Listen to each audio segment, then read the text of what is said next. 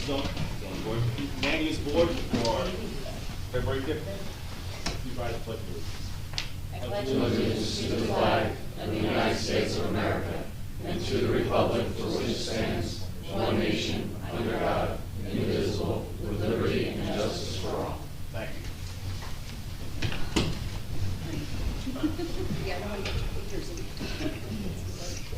48-hour notice as required under the Open Public Meetings Act has been met, as notice of this meeting was emailed on January 23rd, 2024, published in the Asbury Park Press, the Post-Star, and the Poster.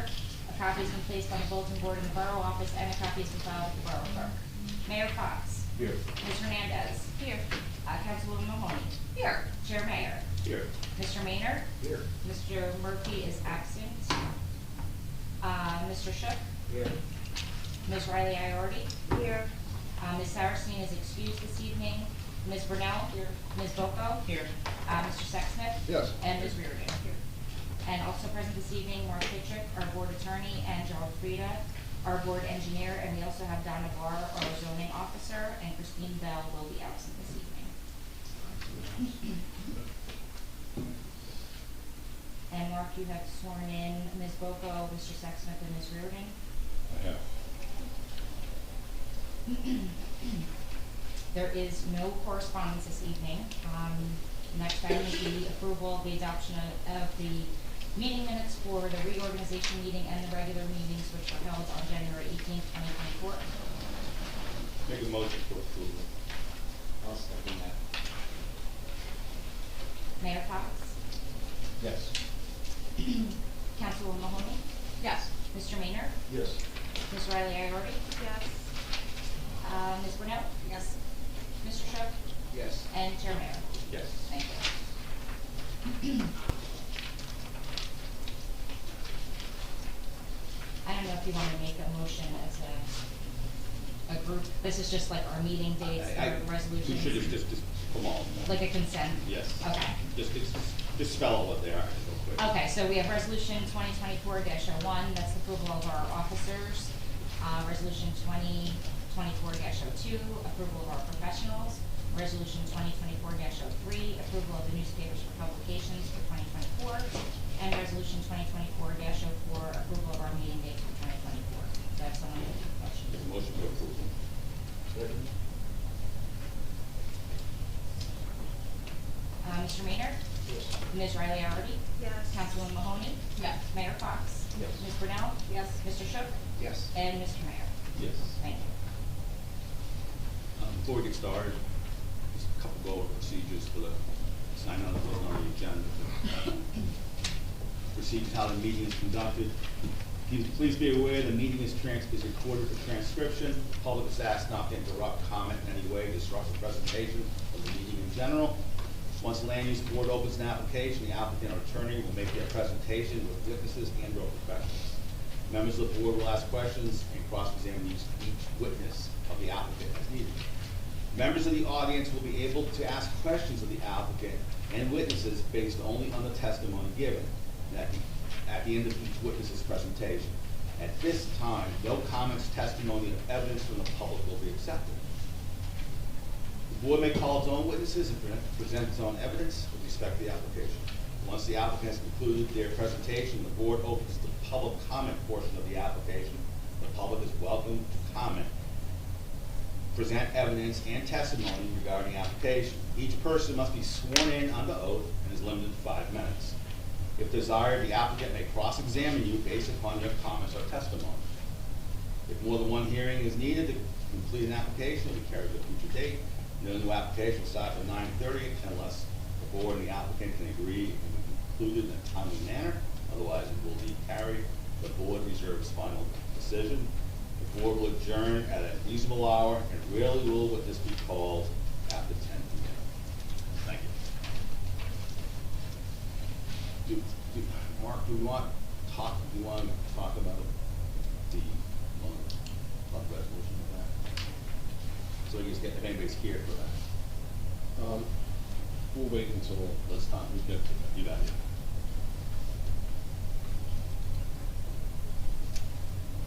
Okay, so our first matter under consideration is LUB 23/16. This is for both variances for a single-family dwelling on the undersized lot, 116 Cliff Avenue LLC, Block 11, Lot 7, 116 Cliff Avenue. This application is under consideration for a revote this evening due to the ineligibility of a member that had voted at the November 16, 2023 hearing. No new testimony nor evidence will be presented regarding this application. All members voting must be present at the November 16, 2023 hearing, or those that were not present must provide a signed certification form that they have listened to the recording from the November 16, 2023 meeting in order to be eligible to vote. Mr. Maynard remains recused from this application this evening. And I believe Mr. Beekman, representing the applicant, wanted to put something on the record. Maybe? Evening, Jeffrey Beekman, the Beekman Law Firm, LLC. I represent the applicant, as you all probably recall, who were there and listened to the tapes. I just wanted to get on the record. So this procedure was recommended by your attorney at the last meeting because of, we found out after the November meeting that Councilwoman Mahoney was actually not properly appointed at the time by the council to participate in that hearing. So as a matter of due process, we requested action on the matter to address that deficiency. Your counsel offered to the board that the appropriate measure is and I forget the name of the case because I can't pronounce it. The Schmidhausler is the name of the case. It is the case that he utilized to recommend to the board to go through this process for a revote, which required anyone who is going to vote tonight who was not present at the November meeting to listen to the tapes. And it's just my understanding, and I just wanted to place on the record, who has certified that they have listened to the tapes. If we could just do that, Ms. Dickert, for the record. So the members that were not present at the November 16th hearing were Ms. Boko, who has listened and signed a certification form, Mayor Fox, who has listened and signed a certification form, Mr. Sexsmith, Chair Maynard, and Ms. Mahoney, even though she was present, she did listen to the recording once again, and she has signed a certification. Okay, so just for clarification, Board Member Hernandez, Board Member Shook, Board Member Riley Iardi, and Board Member Brunel were all present at the hearing. Correct. And they're obviously here this evening. Correct. Board members who were board members in November, Chair Mayor, Board Member Boko, and Mayor Fox were all present and are available and eligible to vote this evening. And listen to the tape. yes, and listen and certified that they listened to the tape. Board member Councilwoman Mahoney has listened to the tape, and she is now considered a new member since the November hearing, having been appointed, I believe, in December. I'm not sure, I don't recall the date, but December from the council. And then Board member Sexsmith, I presume, was appointed this year as of the January 1st reorganization by council, correct? Or by the mayor, perhaps. Correct. Okay, so there are 9 members eligible to vote this evening for this revote. Okay. So, the case that I think is pertinent to this matter is Schmidhausler, as you mentioned, versus the planning board of Lake Como, which addresses this issue when this was a mistake, and we just need to correct it. It's not that and this case is pretty thorough in its reasoning, I believe. It would be unfair to the applicant have to repeat the application. In other words, throwing out the other decision and going through the expense of the new application. That really is addressed by the court. And also, you don't remove the vote of an ineligible member and then have the decision altered that way. So the case clearly discusses the fact that there's a revote. So any disagreement from the applicant and his attorney as to the procedure we're taking tonight and the reliance on that case? So I appreciate that. Without committing to the position that my client may take, I think your counsel's reading of that case in particular is accurate. However, the facts are not exactly the same, so I obviously have to reserve for my client's rights what they may or may not do. But from the standpoint of the case that your counsel is indicating is the proper method of correcting the deficiency, I would agree. I just want to place on the record that obviously on behalf of my client, we do reserve all rights because it is a due process issue. So, my reading of the case, and I want to hear if you disagree, is that if a person was not on the board at that time but is on the board now, as long as they listen to the tape, they're eligible. I believe that, I don't recall if it's specifically that case, but there is a case in line, it might be the Beach Haven case, that specifically, from my recollection of what I reviewed, specifically refers to that and allows a member who was not a member at the time of the hearing to actually listen to the tapes and be part of that revote. And I think the reason for that is you have members sometimes who are don't get reappointed or decide to step down, which I think in this case you had, because I think Mr. Avento was not reappointed. So no, I do not disagree that that's what that case, what the case is. And in fact, Councilwoman Mahoney was not a member back then. That's correct. And is now a member now, just like Mr. Sexsmith was not a member now. Was not a member then and is a member now. So I think that's the court's reasoning, and also I think the court's reasoning is, if you think of, if you really take a deep dive, and I know I took a deep dive in my research, that these cases go to the appellate division. So the cast, the people who are on the board is naturally not going to be the same when the matter comes back to the board. So from a practical perspective, that's how it has to happen. And I would agree that that's what those line of cases do say, yes. Anything else? Nothing further. Mr. Beekman, is it? Yes, Beekman.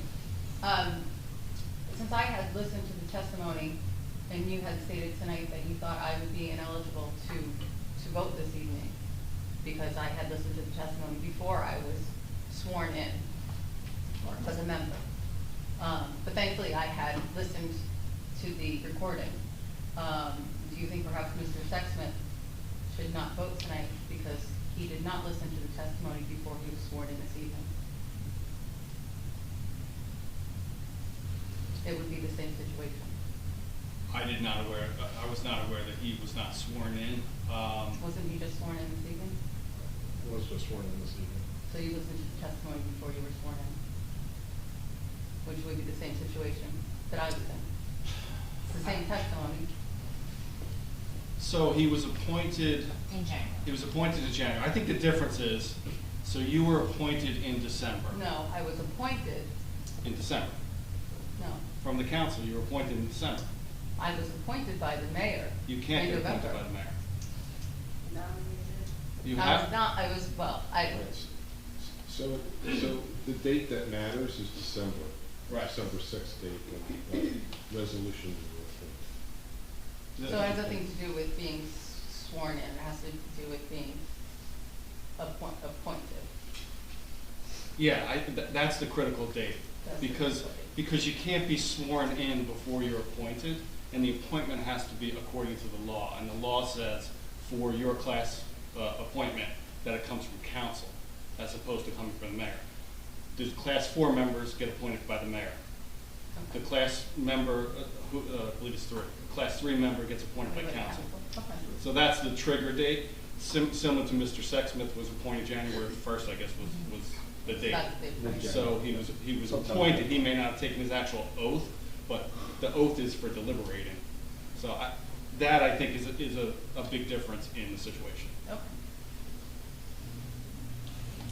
And incidentally, I don't happen to agree with that.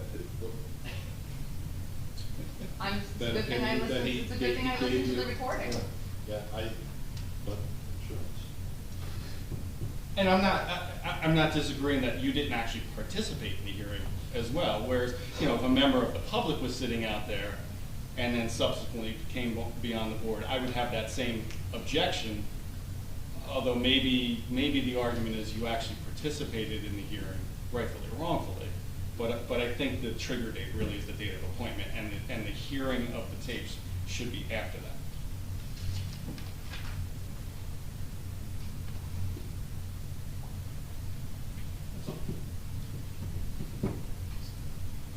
So I guess we're gonna open up for motion. You sorry?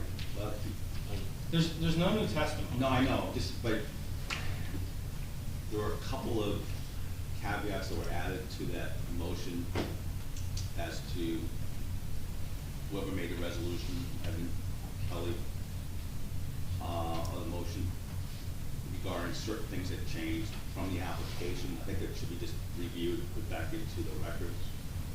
And I don't have that with me, such as a half-story porch being pulled back. Correct. Things like that, and Correct.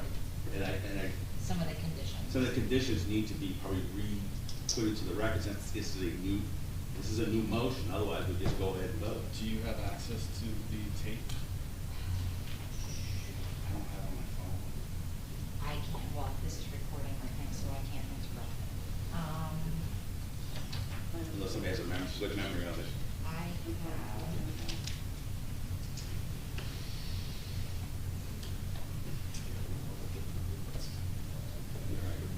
I was gonna say, does somebody have access to the minutes online? I'm pulling it up now. That was trying to. All of my laptops are tied up right now. Yeah, that doesn't. For the 16th? What's the minutes?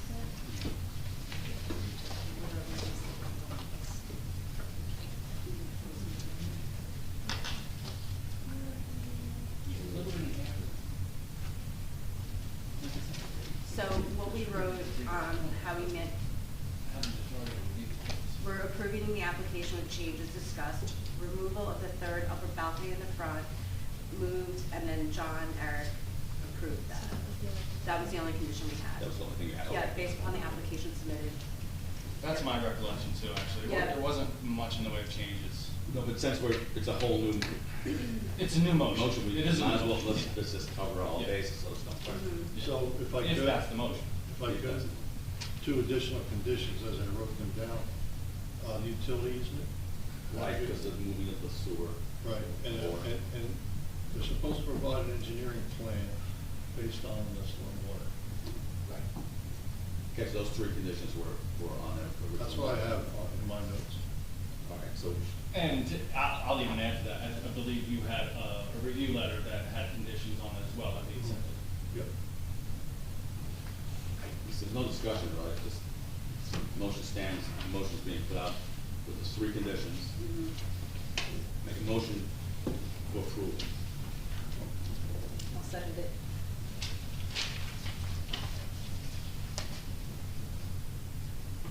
So that's approval with the conditions as With the three noted. conditions. Okay, Ms. Riley, are we? Yes. Ms. Hernandez? I'm still a no on this. I think that the half-story, I think it's just too big of a building on this one. Okay. Councilwoman Mahoney? No, and I'd like, for the record, say one of the main goals of the Bradley Beach Master Plan is to preserve the single-family character of the town. Land use members are entrusted to do so while protecting neighboring properties, ensuring new construction allows for adequate sunlight, air, and open space. Variances are to be granted for unusual properties where there is a true hardship. Not being able to build extra bedrooms and baths on a smaller lot, thereby increasing density and reducing parking, only causes a hardship for neighbors and benefits applicants. I hope we as a board continue to establish and push for appropriate density restrictions and adherence to ordinances which will benefit the borough and encourage a variety of single-family homes in different sizes, so Bradley Beach can continue to welcome homeowners in various stages of their lives. I vote no. Mayor Fox? I vote yes. I think it's an enhancement. I think it fits the neighborhood and not too intrusive, and I think it's reasonable to question. Ms. Brunel? I vote yes, as I did before. I think it's an asset to the town. And I think if you look at the density, we are actually going down. So I would say I would like a 3-bedroom house too. Good luck. Ms. Boco? Having reviewed the tape, I think this is a very tricky case. I appreciate all of the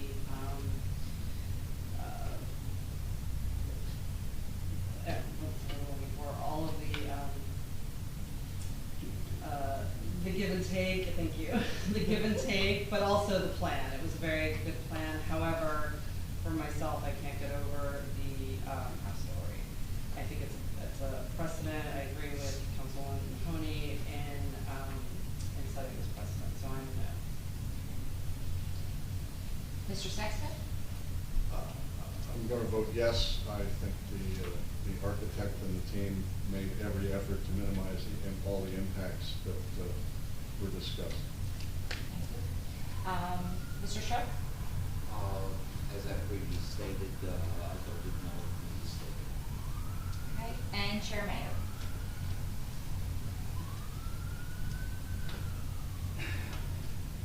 I agree, this is a tricky case considering the changes that have been enacted in the town. I believe that this home could have been 30 feet no matter what. It's a 2.5-story or a 2-story. And we can get into playing games of what happens on the on a so-called attic space. At least we know what we're getting here.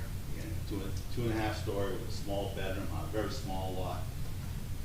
Even if I didn't hear any, the one testimony I didn't hear was testimony about anybody trying to purchase another lot next door or anything else to expand the lot. But even still, it'd still be a non-complying lot with the properties that are there. That section of town is a legacy zoning issue. And you have 9 lots that are probably 21, 22 feet wide in that area. This home is small. A bedroom on the up in that half-story. I don't see it as increasing density or anything. Parking spaces would not change. The applicant gave back by moving the balcony on the half-story. Also addressed coverage area issues, setback issues, and drainage issues, or easement issues. I didn't think it was a big ask. Unfortunately, I am going to vote yes, and unfortunately, this type of project will not go forward anymore in that area, as we're limited to 25 feet from now on. So that's something that we face will be facing. But I think the approval was warranted for this. Thank you. Congratulations.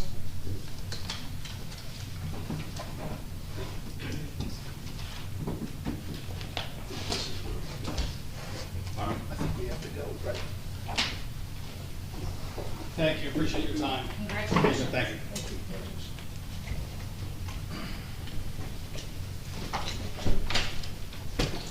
Sorry to leave you on. Okay, just for the record, before we get started, since the next 2 matters involve appeals of the zoning officer, Councilwoman Mahoney and Mayor Fox cannot participate in these applications. And Mr. Maynard has rejoined us, and he is eligible to participate in this application. So, thank you. So, we're gonna just change the order. Sure, yeah, I understand why, so just explain that, please. Okay, so, the next application is gonna be, for the Fourth Avenue?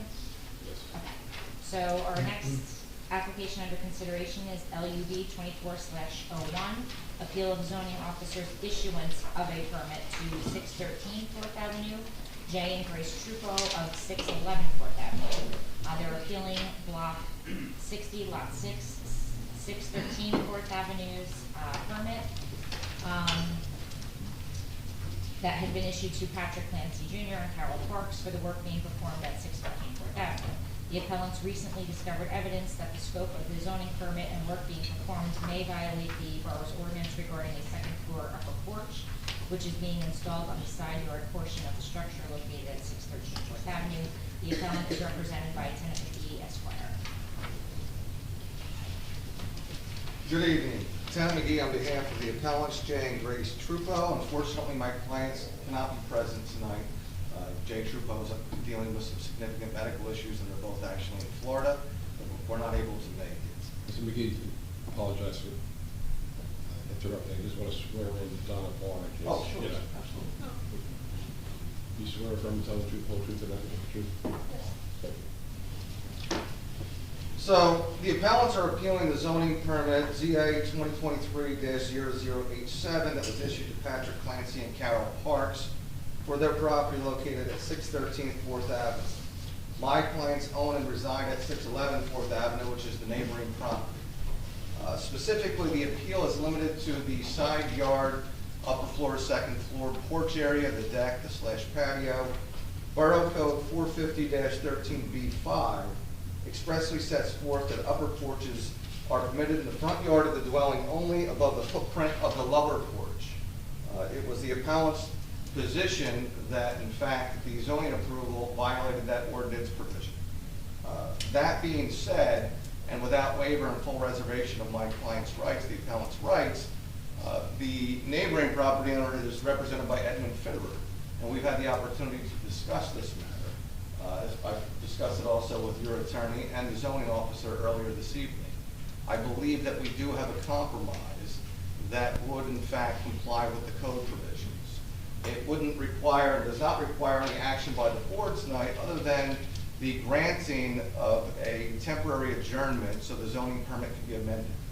Specifically, the compromise that the two attorneys and the two parties have worked out is that the side yard, second floor porch area will be decorative, aesthetic, architectural, whatever word you want to use, only, and will not be accessible to be used.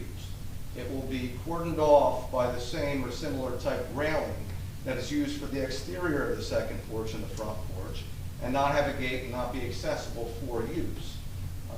I believe, and I submit, I think both parties believe, that the zoning officer has the discretion as a quasi-judicial officer to make that interpretation under the code and to amend the zoning permit to limit the grant to it being aesthetic and architectural only. The point being, it really does, under the definition under the code, cease to be a porch if it's just a decorative architectural design feature.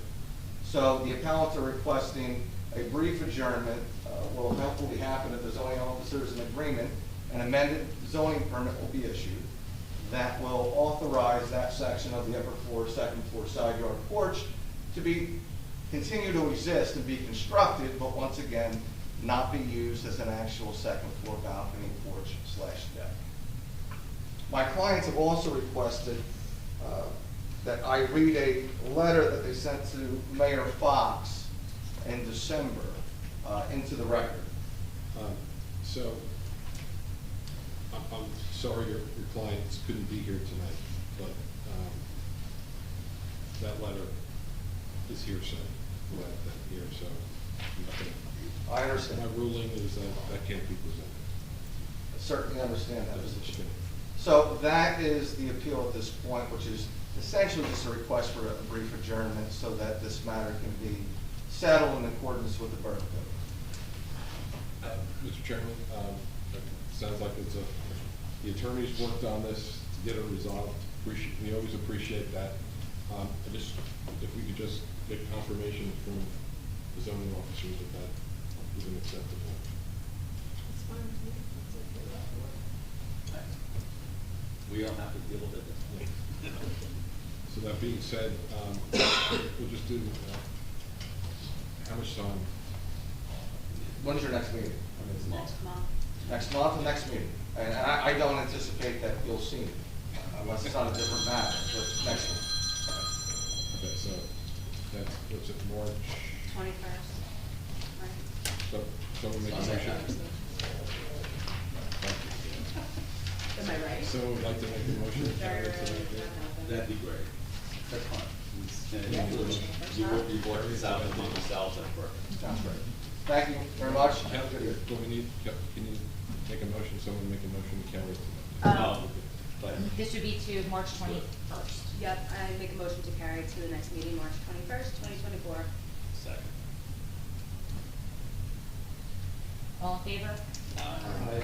Thank you. Thank you. Just, thank you. I'm sorry, Edmund Fitterer on behalf of the Clancy's. Just for a period of just clarification, the stop work order that's currently in effect, is that going to have to stay in effect until the next meeting?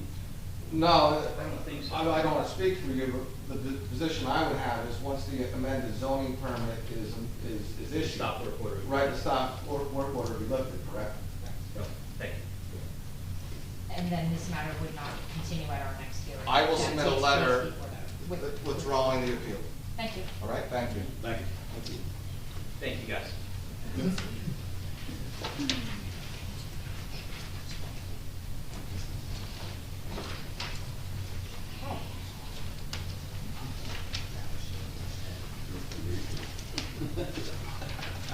Okay, and our last matter under consideration this evening is LUB 23/31. This is appealing the zoning officer's determination. Peter Boji, block 56.6, 503 Fifth Avenue. Applicants appealing the zoning officer's denial of a permit for the proposed construction of a second floor dormer. The zoning officer's determination indicated the existing dwelling is non-conforming due to existing front and side yard setbacks, and that the proposed dormer constitutes an expansion of the non-conforming structure. Mr. Boji, when you come up here, you'll have to be sworn in.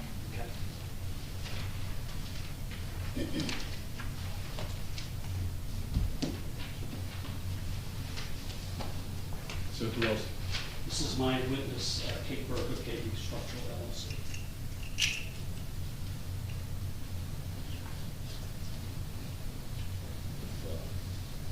You each raise your right hand, please. I'll go over with Ms. Barr and also Mr. Frieda. Do you swear or affirm to tell the truth, the whole truth, and nothing but the truth, so I proceed? Yes.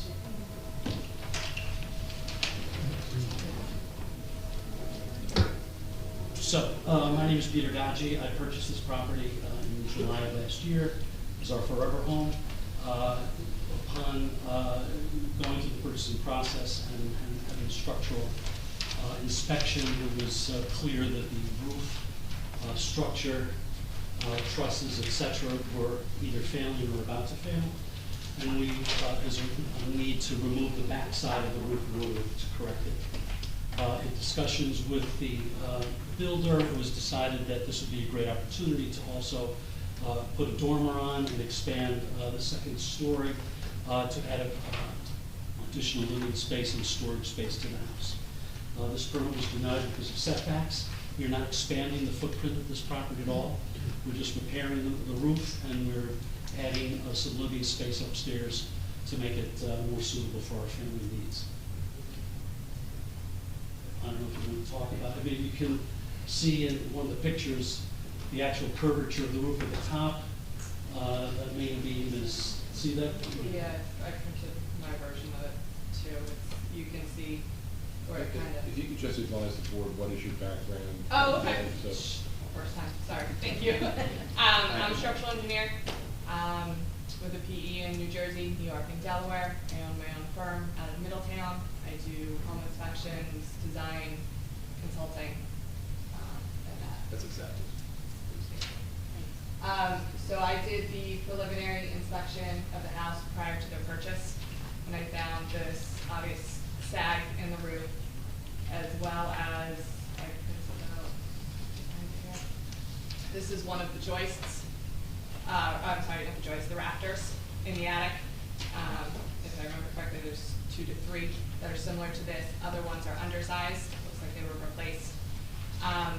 So in order to do the work, obviously, you have to replace those. And in the process, Peter talking to the builder, it seemed to add more living space to the structure, that it would be easier to go up. The renovations to it, or the addition, I guess, would be, it's adding a little bit of elevation, does not change the square footage, or I'm sorry, the footprint of the structure at all. All it does is it brings that second floor, it changes the slope slightly to give more living space on the second floor only. Nothing to the foundation is touched, porch, any of the setbacks are being changed. You don't have any other drawings showing the front of the house, how it views and such? I don't have a drawing of the front, I have all 3 sides. And All we have is an east elevation. there's a west elevation. I'm sorry, the east and west elevations are all that I have. You probably don't recognize us because it used to be 2 20-foot spruce trees in the front. So I guess I can show you on the east elevation here. The way it looks right now is that it comes to a pitch right here and comes down to roughly about probably where my finger is. So all we're doing is we're adding roughly 4 feet of height here. We changed the pitch so that you can have a full living space through the whole back portion of the house, where before it was just the rafters. Are there windows gonna be across the front, that 4-foot elevation? Yes, there will. Yeah, so that's why I bought the front, let's see kind of, just so we have. Yeah, so full it's the understanding. front, if you go back to the front picture that you have, because mine had trees, you can't see it, how the trees are gone. It'll actually almost mirror what's there. Okay. So it's keeping with the aesthetic, it's keeping with even the decals on the side are being added back in to keep with the theme and the architectural attributes of the house. So there's a whole other set of windows on top of those windows then? Yeah, but they're little ones. They're not gonna be full height. Almost like trans. Yeah, they're gonna be I little. mean, typical craftsman Yeah. type. 4 or 4, same? Yes.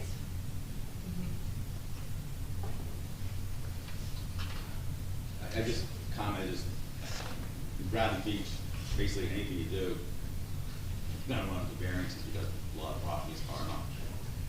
It has nothing, I noticed your comments, it's not about being fair or anything else, it's It's just just, the way it is.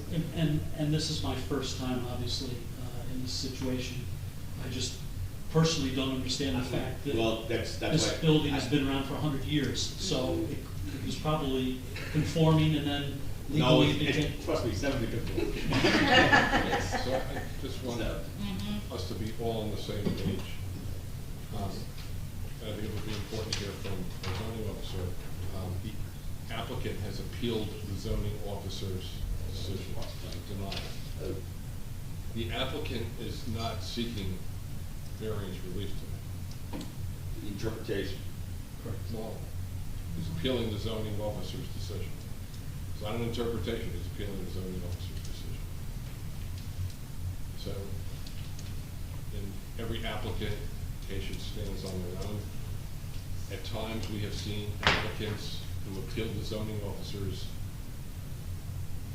decision and then also notice for variance relief if they do not prevail in the appeal of the zoning officer's decision. This is not that tonight.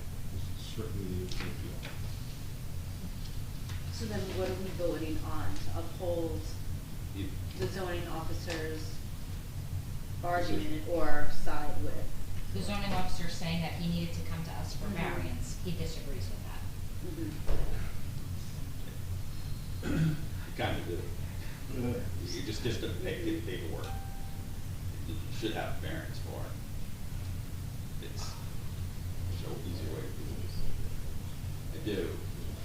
Jerry and this bar.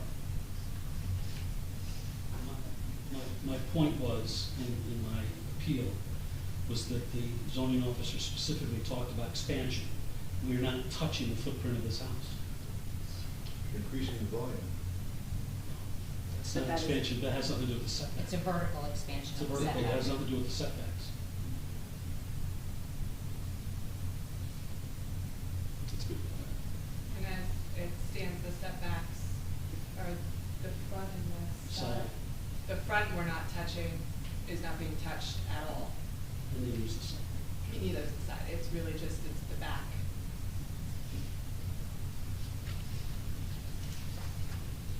And the heights changes, right? The heights, yeah, it's going up, approximately 4 feet. And what would be the final height? 25 point. 25, 2 inches and 13 sixteenths. Yeah. It's compliant. 25 feet, 3 inches. It's 50 by 100 lot, 50 by 50 lot, it's a conforming lot. That should be good for 35.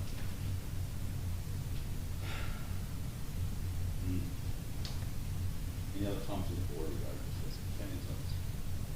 No. Jerry? As insignificant as it is, the fact that the wall's being raised, if that wall is in the setback, should require variance. Chairman, just so we be consistent before we hear any of the testimony. Yeah, Joe. I'll look for any questions of the applicant. I just want to respond to that. If you look at the setback, the violative part of the setback is the bump out on the side. I don't know if there's, so the wall is actually behind that bump out. Is the wall, can I ask a question, is the wall itself within, meet the setback? I believe it is.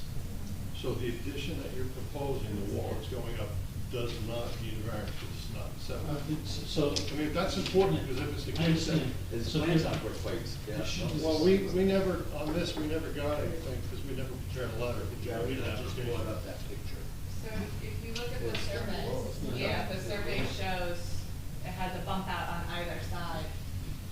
It's only 1 story high, the bump out. The bump, yeah, the bump out only 1 story. Okay, but the wall itself, now, forget the bump out. If the bump out wasn't there, is the wall in the setback? 2 foot 8. That's in the setback. So you need a variance. It's a 5-foot setback.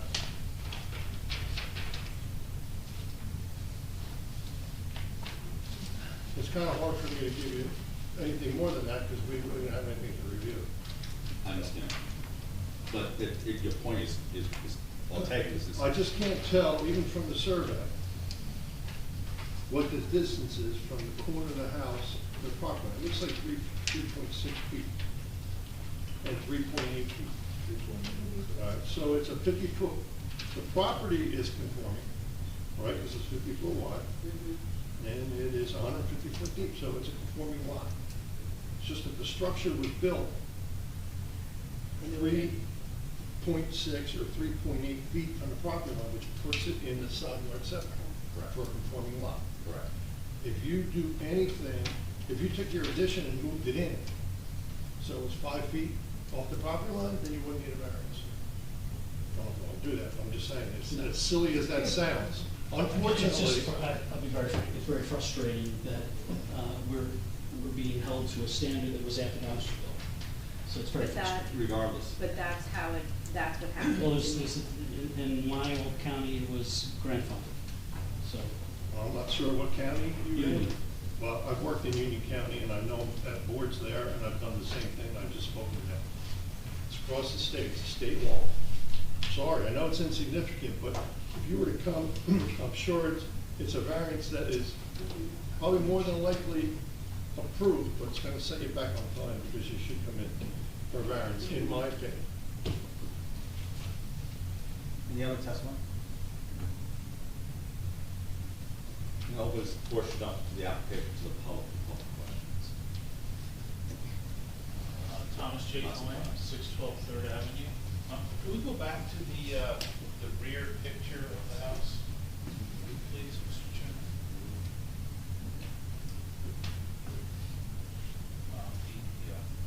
Ms. Burke, if you brought this in symmetrically 1.5 feet on each side, would that be considered a cottage-style look? You mean, like, you brought The addition, expansion? the expansion started here and symmetrically on this side, 1.5 feet in. Yeah, it'd be a dormer on it that would bring, I mean, yeah, cottage style or. And that would be possible, and you'd fix the rafters at the same time. Yeah, you could, but it's going to change some of the layout. It's going to change, if you're bringing it in and you're going straight up, then you've got two different pitches of the roofs, and the rafters need to be replaced, the ridge board needs to be replaced the whole way across. You bring it in. Okay, I just established. Thank you, Ms. Burke. At this point, I've got actually a flip question back to you. What was the first? Well, if I could, that was my point. By- If you take the side additions and you move it in 1.5 feet on each side, now you're not in a setback. right, so you're not aligned. Right, the yeah. same point that I was making. You just made it more spoken different. clear and more succinct. Right, and you don't have to go for a variance. Because the new part of it that's changed is now within your setback. It's in your building law. And I know it sounds petty maybe, but it is the law. So if they made the proposed addition 3 feet narrower. Yeah. Okay. It wouldn't even need to be 3 feet narrower, it would be Yeah. just the one side. Be a foot and a half on one And just put the one side. side. Whatever you needed to One get foot that. feet. To get that 5 feet Absolutely. on the one side. But from a aesthetic look, you might want. I mean, we even it out, but I guess my question back to you then, is if you did that, would you still need the variance to fix those rafters, because you're still touching the rafters that No, much? just, you're repairing something. You do not need variance. Something I hadn't thought about. If you were just repairing the roof as is, you Mhm. wouldn't need a variance. And the fact that you're raising it and That's what's you're tricky. increasing the volume of the space, and again, I know it's negligible, but it is, As it has been built, centered right on the property, there wouldn't have been. there'd be no issues. Yeah. And it's not this gentleman Swanee bought a house that exists. No, of course not, yeah. It's an existing non-conforming. I would have to say 90% of the applications that come in. Yeah, it's not pre-existing unusual for us to see non-conforming. this. Would we say 74% of the town is not conforming, and then as of last month, we're now at 86%? Yeah. Yeah. Yeah.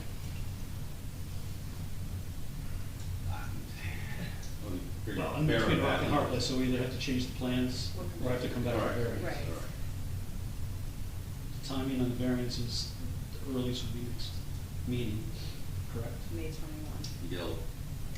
March. The yellow paperwork and all that. Yeah. Please don't say Depending on. gatekeeper. That's the gatekeeper there. Yeah. And then, but if I modify the plans, then it's just a matter of submission. If you avoid that variance requirement. We already have. It's a building. So that's up to you. Yes. That's your If you call. move it in, you may not even have to come before the board, it may just go for her for approval because you're meeting Yeah. this idea of the setbacks. You're within 5 feet, you don't have to come Yeah, here. you're only talking a 1-2 week process. If you can revise the plan and get it resubmitted to the zoning officer, then she can approve it, then you can cut us out altogether. Please. Public comment, no. Don, I know you wanted to say something. Did you? I think Jerry said it all. Okay. All right, but you agree with, Your reason for.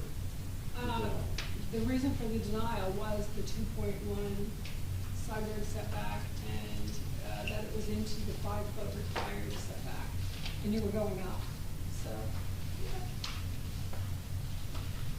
I mean, height is not even an issue. No. no, Terry's fine. Height is not even an issue. Open this portion of the application up for public comment. Thomas J. Cohen, 612 Third Avenue. I do agree with the zoning officer's determination on this. Please swear affirm to tell the truth, the whole truth, and nothing but the truth tonight proceeding. I do. Thank you. Thomas J. Cohen.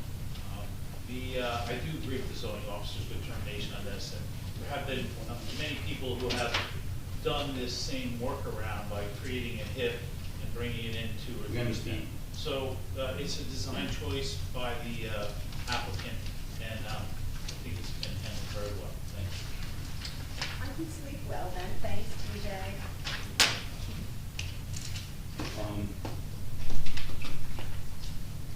Continue, right, this is all we're doing, you have to make a motion for it. So Continue, it's, or- it's an appeal of the zoning officer's decision, so, if you, it's up to the board, but what I'm hearing is they're just maybe going in the direction of holding the zoning officer, so they're appealing it, so, his application, the application would be to deny So making a motion to deny this application. and if you agree with the motion, then you would vote yes. Okay? All right, that's a logic. See those, the wheels are gone. Would it be just easier to No. You have to close it out to Close it out. lower. Make a motion to basically uphold this bar and deny the application. As Just, presented. sorry, you're denying the appeal, not the application. The appeal, I apologize. Unless the application, you do have an application. Okay, but But it's the appeal. No, it's the appeal of the zoning officer.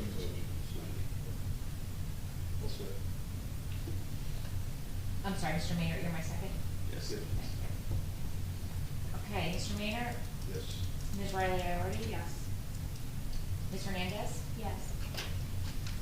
Ms. Brunel? Yes. Ms. Bogo? Yes.